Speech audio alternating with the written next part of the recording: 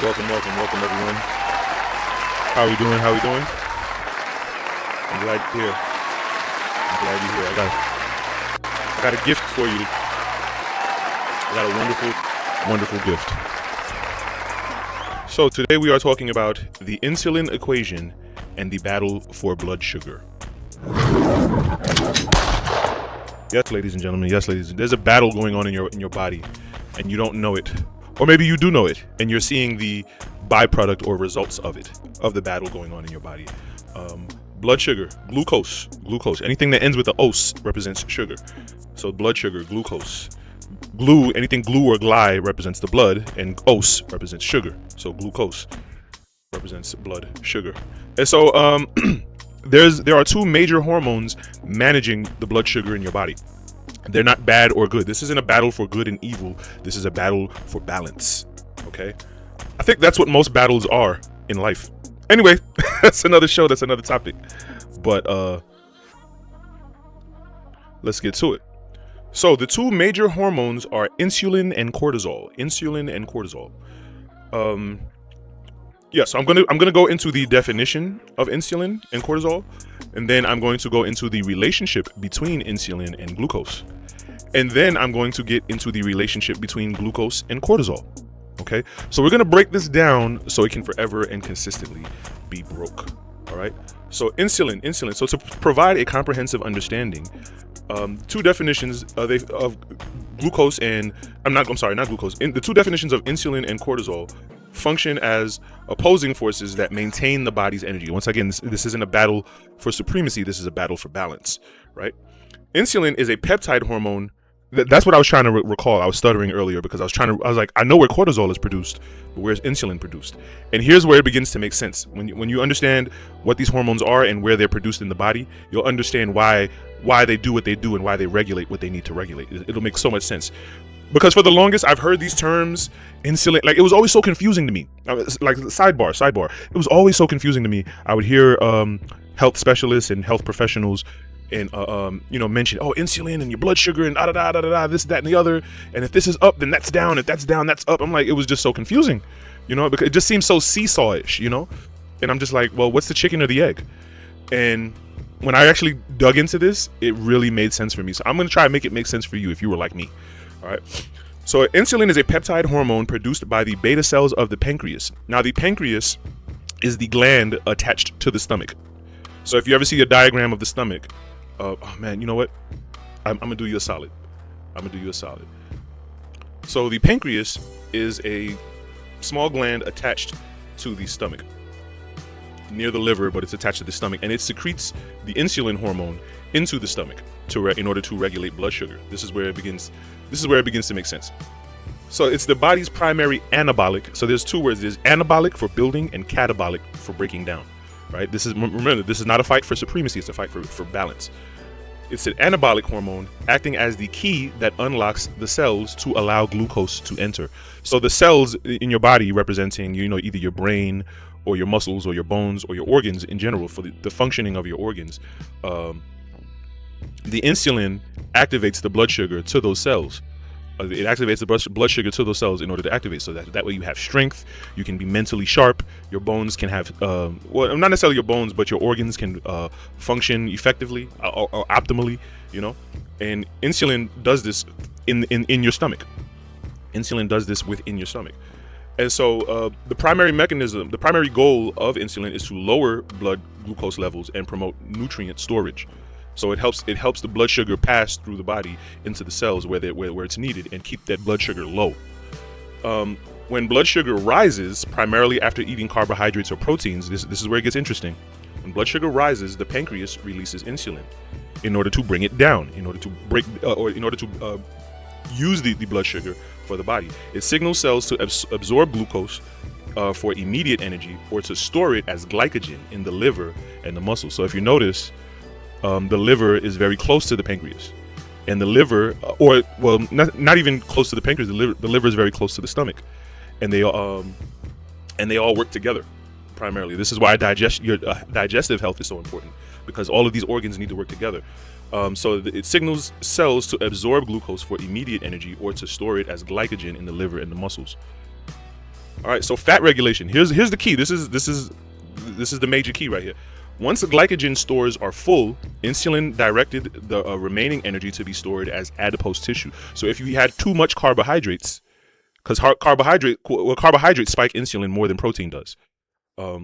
Carbohydrates, if you had too much carbohydrates, and correct me if I'm wrong for saying that, if you had too much carbohydrates, it stores as adipose tissue or fat.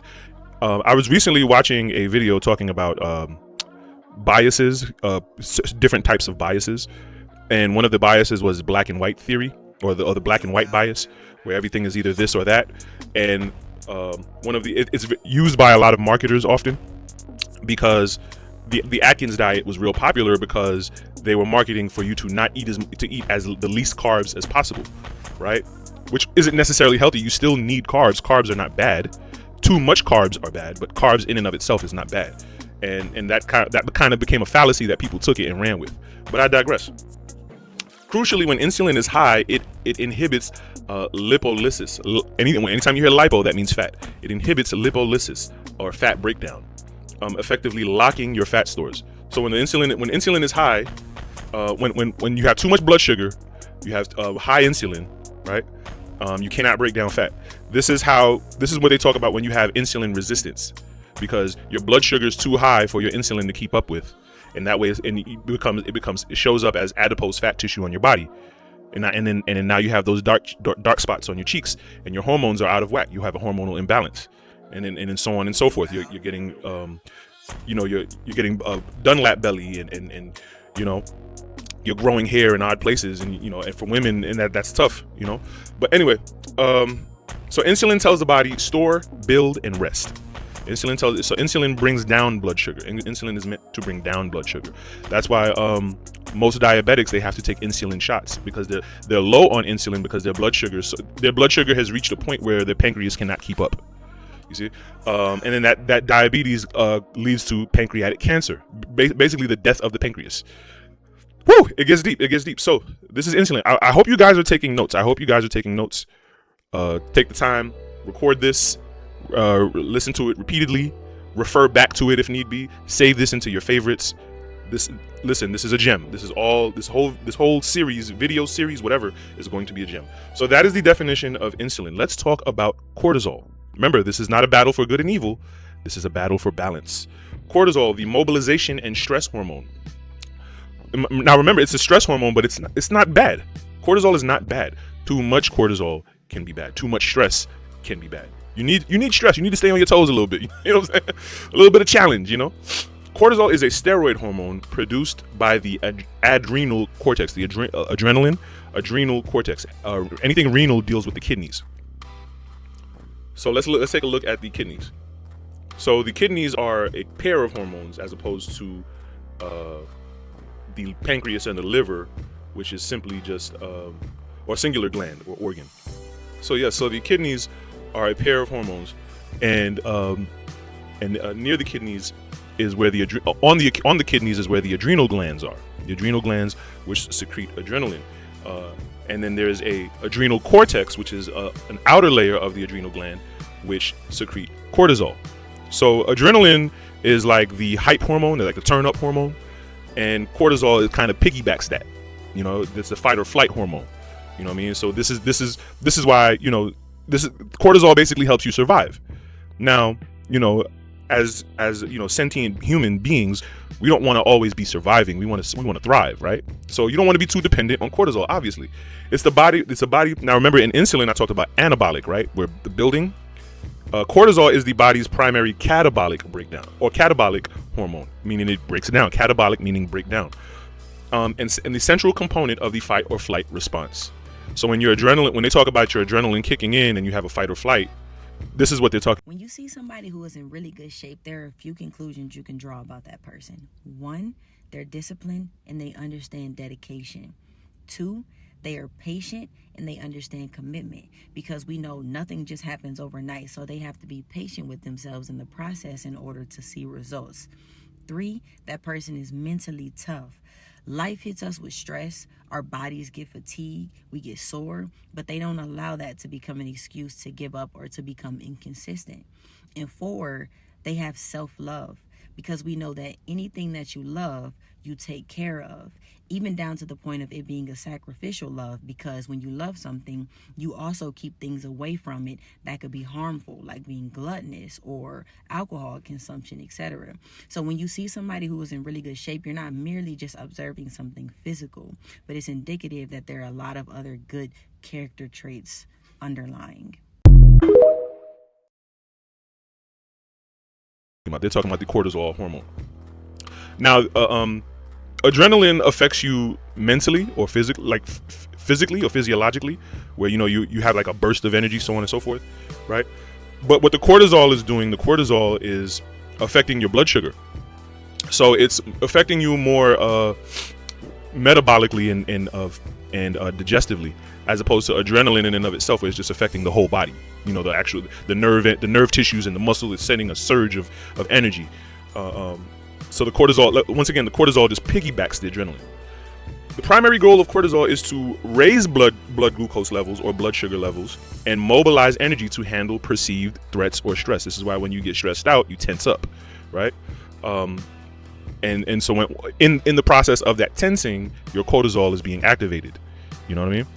This is why meditation and calming techniques are very important, because you're directly affecting your cortisol and you're directly affecting your blood sugar. Controlled by the HPA axis. I don't want to get too in the weeds, but the hypothalamus, you can Google that. That's in the brain. The hypothalamus, hypothalamus to pituitary gland, and to the adrenal gland. And so the hypothalamus is kind of like it's the lower part of the brain, kind of like the caveman part of the brain, where it executes those survival instincts that we don't normally think about or are conscious of, and then it communicates that to the pituitary glands, to the adrenal glands, and each of these glands from the brain to the kidneys secrete some sort of hormone to activate or create a subsequent hormone to activate one another.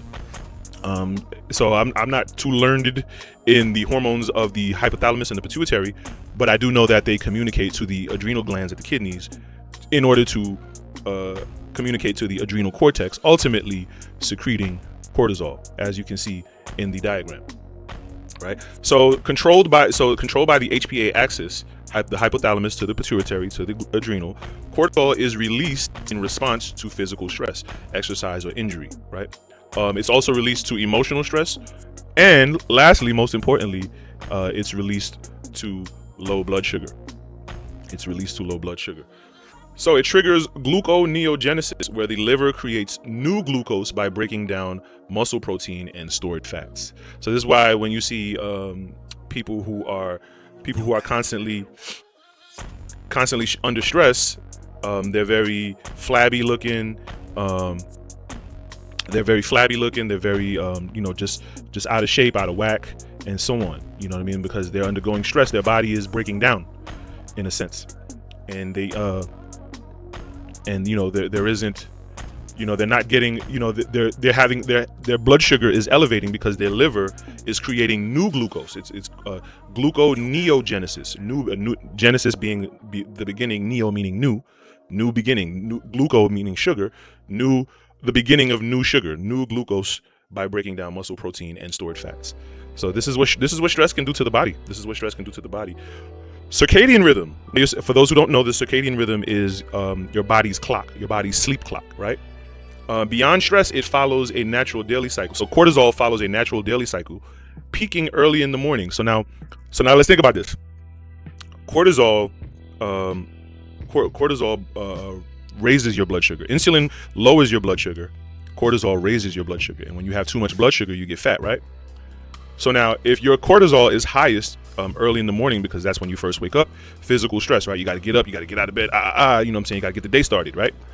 Cortisol is highest in the morning, so it's more than likely your blood sugar is highest in the morning, right? So that's why it's important to eat a high protein meal instead of a high carbohydrate meal. Carbohydrates lead to what? Sugar, right? And so if you're eating sugar, any kind of bread, pancakes, biscuits, muffins and tuffins, all that kind of stuff, if you eat that early in the morning, all you're doing is spiking your blood sugar.